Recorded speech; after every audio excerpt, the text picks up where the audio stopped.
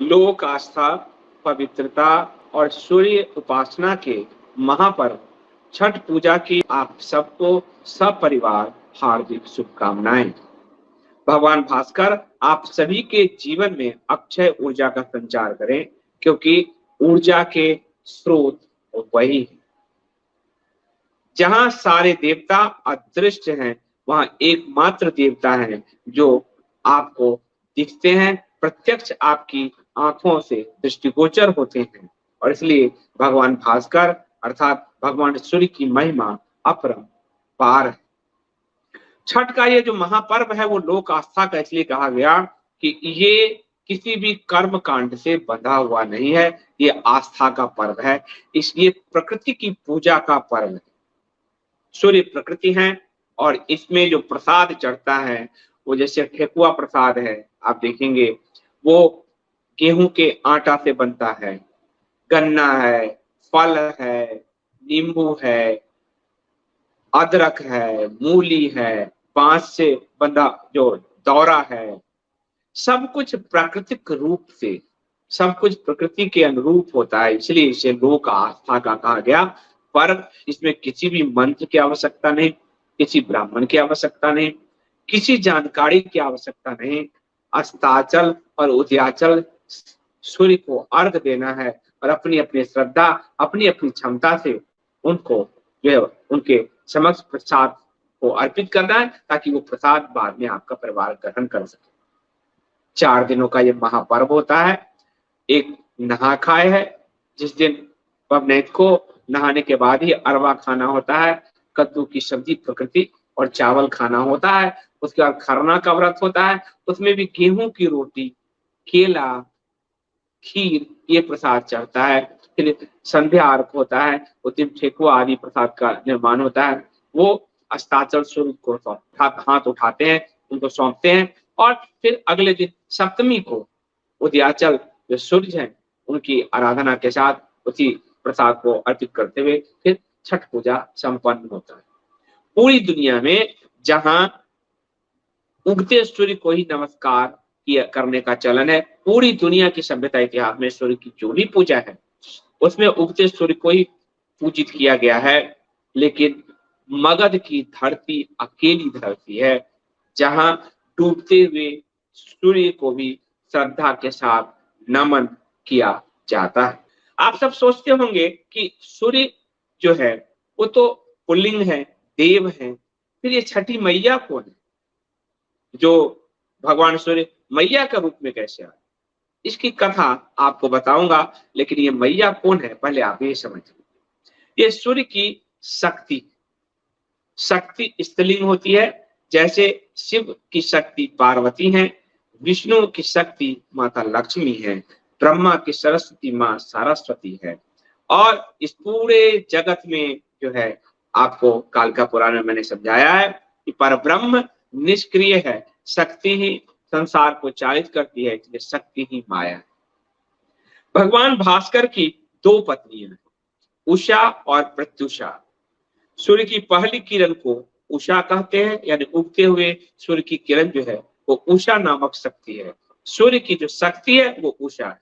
उसी शक्ति को आप महसूस करते हैं अपने बदन पे, जो आपकी तपिश है, प्रकृति जिससे चलायमान है, प्रकाशवान है, जिससे फल, पेड़ पौधे सब कोई प्राण वायु पाते हैं, प्राणी सब, वो किरण ही, वो प्राण वायु ही। इसलिए वो किरण जो प्रथम किरण है वो उषा है और आखिरी किरण प्रत्युषा है।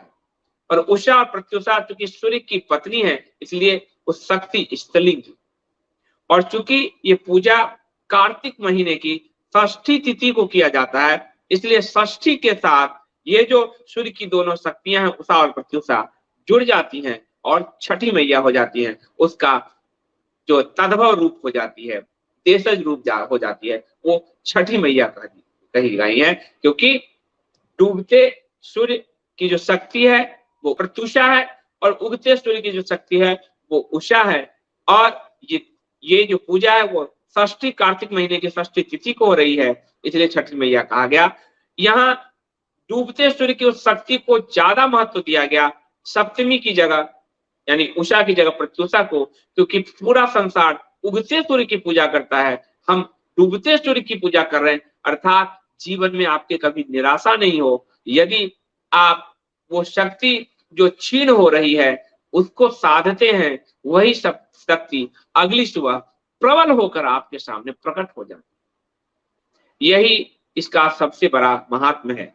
छठ पूजा को दीनानाथ, सूर्य को दीनानाथ भी कहा गया, यानी दीनों के नाथ, यानी गरीब से गरीब व्यक्ति एक मूली भी लेकर इनकी पूजा कर सकता है, एक गाजर एक फल भी लेकर इनकी पूजा कर सकता है।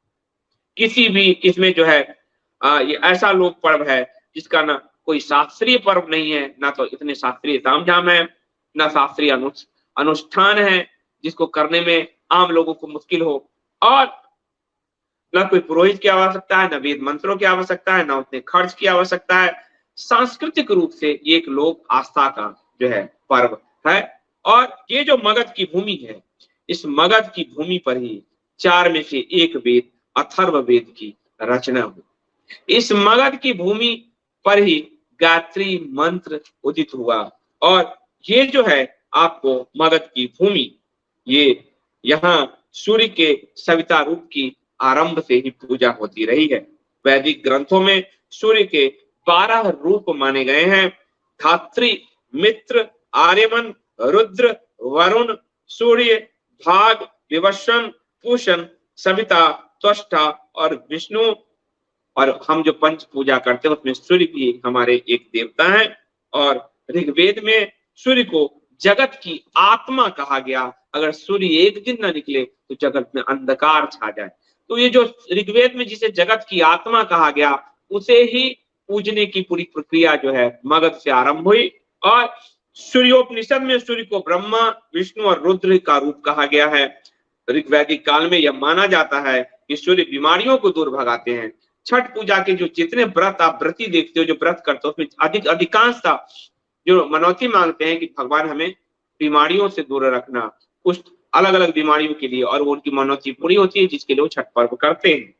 सविता आपा मिवाम बाधते, भारतीय समाज में शुरू से ही सूर्य को आरोग्य प्रदान करने वाला देवता कहा गया। यदि सूर्य ना निकले तो आप में विटामिन डी की कमी हो जाएगी, त्वचा का रंग आपका खराब हो जाएगा। तो आरोग्य के देवता तो है, तो त्वचा का रंग खराब, विटामिन डी की कमी, और कैसे उसको जो है बीमारी आपके अंदर आ ही जाएगी। इसलिए सूर्य को कहा गया कि जगत की आत्मा है ऋग्वेद में।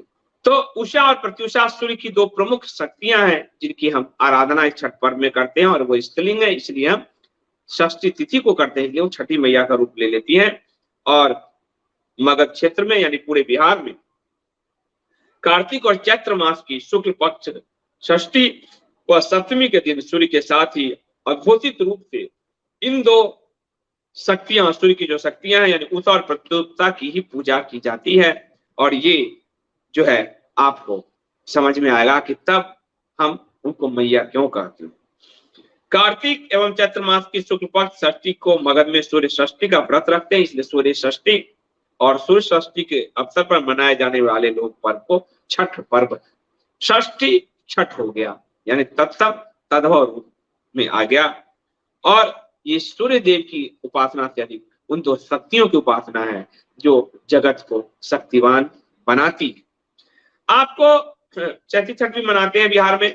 अगर बिहार के इतिहास को अगर आप देखेंगे तो आपको जगह जगह यहाँ सूर्य मंदिर मिलेंगे। उस समय से मगध की धरती पर सूर्य की उपासना का आरंभ ही होता है और पूरी दुनिया में स्थित सूर्य की उपासना आरंभ हुई। और लेकिन यहाँ डूबते सूर्य की भी उपासना होती है जो केवल यही होती है। और यहाँ से जो सारे लोग छठ को वैश्विक बनाया, जिन लोगों ने जगह जगह, कोई अमेरिका, कोई कैलिफोर्निया, कोई दिल्ली, कोई मुंबई, तो डूबते सूर्य की पूजा अब वैश्विक हो चुकी है। अग्नि और गरुड़ पुराणों में सूर्य की उपासना का पूरा उल्लेख मिलता है। और पाणव के मयूर भट्ट के सूर्य शतक में 6ठी सदी में सूर्य उपासना का प्रचलन आप बिहार में देख सकते हैं। देवार्क, बड़गांव, पंडारक यानी पुनारक और गया, दक्षिणार्क, उलार और ओंगारी में प्राचीन सूर्य मंदिर के होने के पुरातात्विक प्रमाण उपलब्ध हैं। यानी बिहार मूल रूप से सूर्य की उपासना करता रहा है। उसके बाद गया से करीब 70 किलोमीटर दूर औरंगाबाद में देव नामक स्थान में सबसे प्रसिद्ध सूर्य देव का मंदिर है। और ये मंदिर पश्चिमाभिमुख है। पूरी दुनिया में जहां भी आप जाएंगे, सूर्य के जो मंदिर है या भारत में कहीं भी, वो पूर्वाभिमुख है। यानी सूर्य मंदिर का जो द्वार है पूर्व की ओर है। ये अकेला सूर्य मंदिर है जिसका द्वार पश्चिम की ओर है। और कहते हैं, पौराणिक मान्यता है, इसे देव शिल्पी विश्वकर्मा ने इसका निर्माण किया था। इसकी कथा जो अनुश्रुतियों में लोक परंपरा में आती है वो ये है कि जब देवता और असुरों का संग्राम चल रहा था और देव जब पराजित हो रहे थे, तब देव माता अदिति ने, जो अदिति सूर्य की भी माँ है, आपको कश्यप ऋषि की पत्नी अदिति, उन्हीं के देवता उन्हीं से उत्पन्न हुए, तो जो सूर्य की भी माँ है, अदिति ने तब तेजस्वी पुत्र की प्राप्ति के लिए जो है छठ मैया की पूजा की और तभी से इस धाम का नाम देव हो गया। इस मंदिर को 8वीं सदी में चेर के राजाओं ने बनाया था। इस मंदिर के बारे में एक दंत कथा वहां चलती है कि इसका जो गेट है वो पश्चिमाभिमुख कैसे हो गया, यानी पूर्व की जगह पश्चिम कैसे हो गया। ये मध्यकाल का एक इतिहास यहाँ है, दंत कथाओं के रूप में ये प्रचलित है कि मध्यकाल में काला पहाड़ द्वितीय जो था, जिसकी 1583 में मृत्यु हुई, काला पहाड़ एक ब्राह्मण था। वो ब्राह्मण धर्मांतरित होकर मुसलमान बन गया। उसको जो उसकी कथा आती है कि वो सुल्तान की बेटी से प्रेम करता था, पर ब्राह्मणों ने कहा कि तुम मलेच्छ हो जाओगे अगर तुमने मुस्लिम सुल्तान की बेटी से विवाह किया। उसने न सिर्फ मुस्लिम सुल्तान की बेटी से विवाह किया, वरन उसके राज्य का उत्तराधिकारी भी बना। और फिर वो ब्राह्मणों का सबसे बड़ा शत्रु हो गया कि इसी ने मेरे प्रेम विवाह को सफल नहीं होने दिया, इन्हीं के कारण मुझे धर्मांतरित होना पड़ा। और वह बेहद कट्टर मुस्लिम हो गया। धर्मांधता, ब्राह्मणों का जो जीविका है वो मंदिरों पर टिका हुआ था, पूजा पाठ पद्धति पर टिका हुआ था। वो तो याचक होते हैं, जो दक्षिणा देते हैं उसी पर जीते हैं। इसलिए उस पर प्रहार करने के लिए उसने मंदिरों को चुना। और इस्लाम में मूर्ति विध्वंस, मंदिरों का विध्वंस तो सबसे उत्तम माना गया है। वो इसलिए वो जगह जगह मंदिरों का विध्वंस और मूर्तियों का विध्वंस करता गया, ताकि ब्राह्मणों की आजीविका का साधन ही हमेशा के लिए नष्ट हो जाए। शुरू में वो बंगाल के मुसलमान शासक सुलेमान कर्रानी की सेना में भर्ती हुआ, फिर बाद में वो वहां का सेनापति बना और फिर उसने जगन्नाथ मंदिर को लूटा। बाद में वही प्रेम और ये सब होता होता फिर सुल्तान भी बना वो। तो जगन्नाथ मंदिर को उसने लूटा। वहां से आगे बढ़कर 1564 में कूच बिहार नर नारायण के सेनापति शुक्ल ध्वज को पराजित किया। फिर असम के कामरूप के शक्तिपीठ कामाख्या मंदिर को ध्वस्त किया। फिर बंगाल के मंदिरों को ध्वस्त किया। फिर बिहार के मंदिरों को ध्वस्त करते हुए मगध में आया और औरंगाबाद के सूर्य मंदिर तक पहुंचा। जनश्रुति है, दंत कथा है कि देव के सूर्य मंदिर को, यानी औरंगाबाद के सूर्य मंदिर को पुजारियों ने बचाने के लिए उसे विनती की, कृपा करके इस मंदिर का विध्वंस ना करे। ब्राह्मणों से तो वो चिढ़ाई हुआ था। उसने एक असंभव सी शर्त रखी कि ठीक है, तो जिस देवता को पूजता है ना, यदि उसमें शक्ति है, तो तुम्हारे देवता में शक्ति है, तो कहो उनसे कि मंदिर का मुख्य द्वार पूरब से पश्चिम की ओर हो जाए, करके दिखाएं, पर ये मंदिर छोड़ दूंगा। इस काम के लिए उसने सिर्फ रात भर का समय दिया और पड़ाव पे चला गया। मंदिर के पुजारी परेशान थे कि ये कैसे होगा। अगले दिन जब सूर्योदय हुआ तो लोगों ने देखा कि मुख्य द्वार पूरब की जगह पश्चिम की ओर है।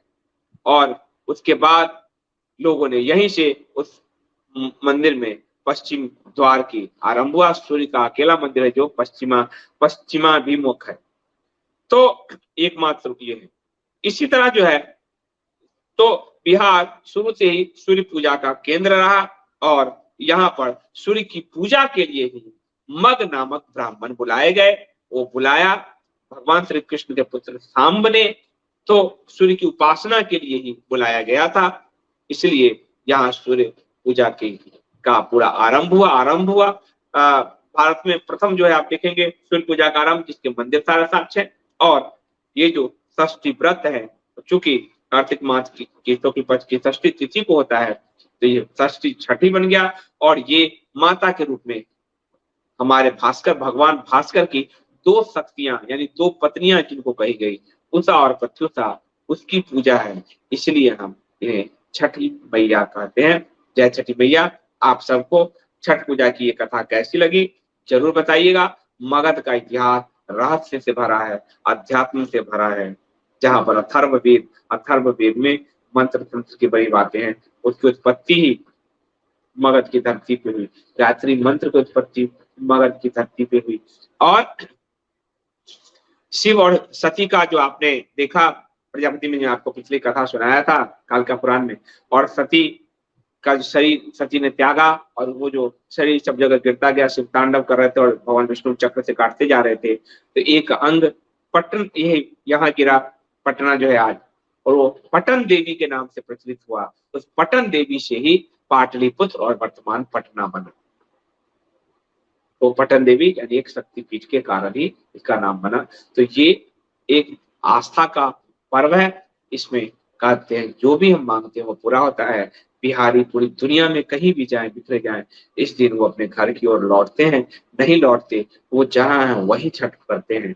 आज छठ का सार्वभौमिकरण यानी यूनिवर्सलाइजेशन हो गया।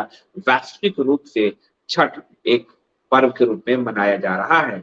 छठ अकेला ऐसा पर्व है जो प्रत्यक्ष देवता की आराधना है। सूर्य वो प्रत्यक्ष देवता है और उस देवता की शक्ति यानी उनकी जो उनकी जो पत्नी जो शक्ति के रूप में है, जिससे भगवान भास्कर का तेज प्रस्फुटित होता है, उस शक्ति की आराधना जो है वही हम छठ पूजा में करते हैं। माता छठी मैया आप सब पर कृपा बनाए रखे। भगवान भास्कर आप सबके जीवन में अक्षय ऊर्जा का संचार करें।